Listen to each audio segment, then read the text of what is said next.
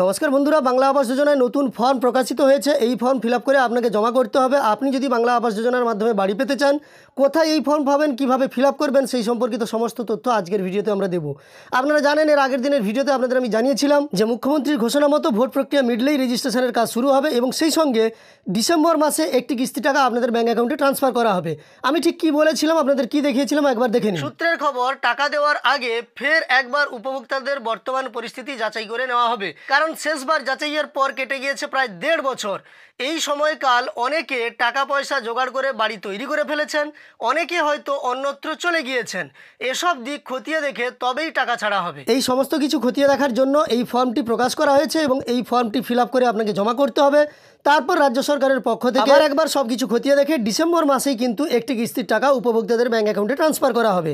তো চলুন আমরা আজকের ভিডিওতে এই ফর্ম ফিল আপের সম্পূর্ণ প্রক্রিয়া, সেই সঙ্গে কোন কোন ডকুমেন্টস জমা করতে হবে এবং কোথা থেকে ফর্ম পাবেন, কোথায় জমা করবেন, সেই সম্পর্কিত সমস্ত তথ্য দেখে নেব।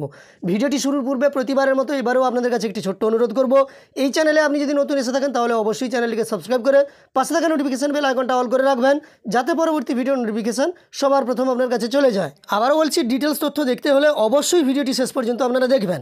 ওপরেই দেখতে পাচ্ছেন গভর্নমেন্ট অফ ওয়েস্ট বেঙ্গল, পশ্চিমবঙ্গ সরকার, বাংলা আবাস যোজনা অ্যাপ্লিকেশন ফর্ম বা আবেদনপত্র, এবং এই জায়গাতে লেখা আছে যে স্টার দেওয়া সমস্ত অংশ আপনাকে পূরণ করতে হবে, এটা ম্যান্ডেটরি, এবং টিক চিহ্ন দিতে হবে বক্সগুলোতে যেগুলো আপনার ক্ষেত্রে অ্যাপ্লিকেবল।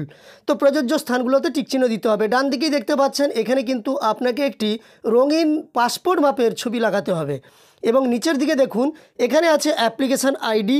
এটা কিন্তু শুধুমাত্র অফিসিয়াল ব্যবহারের জন্য, এবং এই ফর্মটির একটি বিশেষত্ব হচ্ছে এখানে ইংরেজি বাংলা দুটো ল্যাঙ্গুয়েজই ব্যবহার করা হয়েছে, যাতে কারো ক্ষেত্রে কোনো সমস্যা না হয়। এবং এই বাংলা আবাস যোজনা প্রকল্পের জন্য আবেদনপত্র পূরণ করতে গেলে প্রথমেই আপনাকে আপনার পার্সোনাল ডিটেলস বা ব্যক্তিগত বিবরণ দিতে হবে।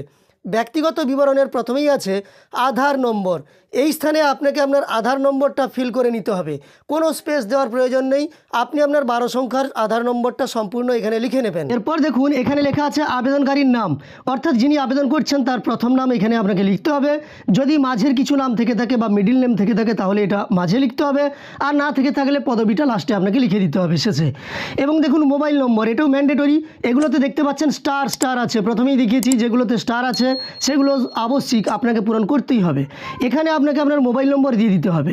তারপরেই দেখুন ইমেল আইডি, অর্থাৎ এখানে আপনার যদি ইমেল আইডি থেকে থাকে তবেই দিবেন, না থাকলে দেওয়ার কোনো প্রয়োজন নেই, কারণ এখানে কোনো স্টার মার্ক নেই, অর্থাৎ এটা ম্যান্ডেটরি নয়। এবার ডেট অফ বার্থ, তারপর আপনাকে আপনার জন্মের তারিখটা বসিয়ে নিতে হবে এবং 1/1/2021 তারিখে আপনার বয়স কত বছর সেটা লিখতে হবে। এখানে কিন্তু 2024 নয়, 1/1/2021 পর্যন্ত আপনার বয়স কত সেটাই কিন্তু লিখতে হবে। এবার নিচের দিকে দেখুন এই জায়গাতে আপনাকে আপনার বাবার নাম লিখতে হবে, একইভাবে প্রথম নামের জায়গায় প্রথম নাম, মাঝের নাম থেকে থাকলে মাঝের নামের জায়গায়, এবং শেষ নাম বা পদবি এখানে আপনাকে বসিয়ে নিতে হবে। মায়ের নামও একইভাবে লিখতেই হবে, এগুলোও ম্যান্ডেটরি। স্পাউস নেম অর্থাৎ স্বামীর নাম, এটা যদি থেকে থাকে মহিলাদের ক্ষেত্রে তাহলে এটা আপনাকে লিখে দিতে হবে। এরপর দেখুন ফর্মের দ্বিতীয় অংশে চলে যাই। আপনারা দেখতে পাবেন এখান থেকে আপনাকে কন্ট্যাক্ট ডিটেলস বা যোগাযোগের সম্পূর্ণ অংশ পূরণ করতে হবে। ওপরে রাজ্য লেখা আছে স্টেট ওয়েস্ট বেঙ্গল, এটা আপনাকে পূরণ করতে হবে না, লেখাই আছে। ডিস্ট্রিক্ট অর্থাৎ আপনাকে আপনার জেলার নামটা এই জায়গাতে লিখতে হবে। তারপরেই দেখতে পাচ্ছেন পুলিশ স্টেশন বা থানা, আপনাকে আপনার থানার নাম লিখতে হবে। এরপর ব্লক অথবা মিউনিসিপ্যালিটি অথবা কর্পোরেশন, আপনার যেটা হবে সেটাই কিন্তু এখানে আপনি লিখে দিবেন। এবার গ্রাম পঞ্চায়েত অথবা ওয়ার্ড নম্বর, আপনার গ্রাম পঞ্চায়েতে বসবাস হলে তাহলে আপনি এখানে গ্রাম পঞ্চায়েতের নম্বর দিবেন, অথবা আপনার ওয়ার্ড হলে ওয়ার্ড নম্বর দিবেন। আমি বলবো আপনাকে আপনি নামটাও লিখে দিবেন। তারপর দেখুন ভিলেজ অথবা টাউন অথবা সিটি, মানে আপনি যদি গ্রামে বসবাস করে থাকেন তাহলে গ্রামের নাম, না হয় শহরে বসবাস করে থাকলে শহরের নাম। এরপর দেখুন হাউস অথবা প্রিমিস নম্বর, অর্থাৎ ঘর অথবা বাড়ির নম্বর, এটা আপনাকে দেওয়ার কোনো প্রয়োজনীয়তা সেভাবে নেই, কারণ ম্যান্ডেটরি নয়, স্টার নেই। ডাকঘর বা পোস্ট অফিস, এটা ম্যান্ডেটরি, এটা আপনাকে লিখে দিতে হবে আপনার পোস্ট অফিসের নাম এবং পিনকোডটা এর নিচে বসিয়ে নিতে হবে। এটা দিয়ে দেওয়ার পরে এটা কিন্তু সবচেয়ে ইম্পর্ট্যান্ট, দেখুন এই অংশটা আপনি দেখে শুনে অবশ্যই ফিল আপ করবেন, কারণ এটা very very important. Bank account details, এই জায়গাতে আপনার ব্যাংকের অ্যাকাউন্টের বিশদ বিবরণ দিতে হবে। প্রথমেই দিতে হবে ব্যাংকের নাম, তারপর ব্যাংকের শাখার নাম, মানে কোন ব্রাঞ্চ সেটা আপনাকে লিখে দিতে হবে। এরপর ব্যাঙ্ক অ্যাকাউন্টের নম্বরটা আপনি এখানে ফিল করবেন। এবার IFSC কোডটাও আপনাকে পূরণ করে দিতে হবে। তারপরের অংশে দেখুন এইখানে কি কি জিনিস আপনাকে এর সঙ্গে দিতে হবে সেটাও কিন্তু দেওয়া আছে। আমি আপনাকে ভিডিওর শুরুতে বলেছিলাম যে আপনাকে কোন কোন ডকুমেন্টস দিতে হবে সেটাও আমি বলে দেবো। তো আপনারা দেখতে পাচ্ছেন এখানে পুরো ডকুমেন্টসের লিস্ট আছে। প্রথমেই দেখতে পেয়েছেন ফর্মের সঙ্গে পাসপোর্ট মাপের রঙিন ছবি সেটা দিতে হবে, সেটাও দেওয়া আছে। তারপর আধার কার্ডের ফটোকপি অর্থাৎ আধার কার্ডের জেরক্স দিতে হবে। সেই সঙ্গে ব্যাঙ্ক অ্যাকাউন্টের যে পাসবইয়ের জেরক্স প্রথম পাতার সেটা আপনাকে দিয়ে দিতে হবে, অথবা ক্যান্সেলড চেক থাকলে সেটাও আপনি দিয়ে দিতে পারেন। অন্যান্য কিছু থাকলে আপনি দিতে পারেন, নাও দিতে পারেন। তবে আমি আপনাকে বলবো আপনার ভোটার কার্ড থাকলে অবশ্যই ভোটার কার্ডের জেরক্সটা আপনি দিয়ে দেবেন। এরপর আছে দেখুন সেলফ ডিক্লারেশন অর্থাৎ স্বঘোষণাপত্র। এই জায়গাতে আপনি স্বঘোষণাপত্রে বলছেন যে আমি পশ্চিমবঙ্গের বাসিন্দা, আমি কোনো ধরনের নিয়মিত সরকারি চাকুরি থেকে কোনো মাসিক আয় বা পেনশন পাই না। অর্থাৎ যারা সরকারি চাকুরিজীবী তারা কিন্তু এই ঘরের জন্য আবেদন করতে পারবেন না। তৃতীয়ত, আমার জমা করা সমস্ত নথি এবং তথ্য আমার জ্ঞানত সত্য।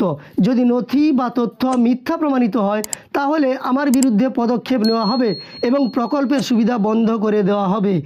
এইগুলো কিন্তু আপনি ঘোষণাপত্রে দিচ্ছেন এবং সেই মর্মে এখানে আপনি সিগনেচার করবেন, মানে আপনার সই করবেন। তারপর বাম দিকে আপনাকে আপনার তারিখটা লিখে দিতে হবে। এটাই কিন্তু আবাস যোজনা বা বাংলা আবাস যোজনার নতুন ফর্ম, যা কিন্তু আপনাকে দিয়ে দেওয়া হচ্ছে। আপনি পূরণ করে জমা করলেই বাংলা আবাস যোজনায় আপনার চেক আপ করা হবে বা সমস্ত নথি ঘেঁটে দেখা হবে। আপনার বাড়িতে তদন্তের জন্য সরকারি আধিকারিকরা আসতে পারেন। তারপরই ডিসেম্বরে একটি কিস্তির টাকা আপনার ব্যাঙ্ক অ্যাকাউন্টে আপনি যোগ্য হয়ে থাকলে পাঠানো হবে। এই ফর্ম আপনি কোথায় পাবেন? দেখুন, যেসব লোকসভা অঞ্চলে বা যেসব লোকসভা কেন্দ্রে ভোট পর্ব মিটে যাচ্ছে সেই সমস্ত লোকসভা কেন্দ্রে কিন্তু পঞ্চায়েত অফিস থেকে অর্থাৎ গ্রাম পঞ্চায়েত অফিস থেকে এই ফর্মগুলো দেওয়া হচ্ছে। আর যেসব লোকসভা কেন্দ্রে এখনও পর্যন্ত ভোট পর্ব মিটেনি ওই জায়গাগুলোতে বা ওই সব গ্রাম পঞ্চায়েত অফিস থেকে কিন্তু এই ফর্ম দেওয়া হচ্ছে না। অর্থাৎ আপনার এলাকার গ্রাম পঞ্চায়েত অফিসে আপনি খোঁজ নিয়ে দেখবেন তখনই আপনার এলাকায় যদি ভোট পর্ব লোকসভা নির্বাচন মিটে যায়। তবে আপনি চাইলে এর আগে থেকে খোঁজ নিতে পারেন। আমি আমার দেওয়া তথ্যটা অবশ্যই আপনাকে জানিয়ে দিলাম। আপনার গ্রাম পঞ্চায়েতে ফর্ম দিচ্ছে কিনা, আপনি কোন জেলার কোন ব্লকের কোন গ্রাম পঞ্চায়েত থেকে দেখছেন সেটা জানিয়ে দেবেন। যদি ফর্ম দিয়ে থাকে সেটা ভোটের আগে না ভোটের পরে দিচ্ছে সেটাও জানাবেন। তাহলে কি হবে, আপনার কমেন্ট পড়ে অন্যরাও এর থেকে সুবিধা পাবেন।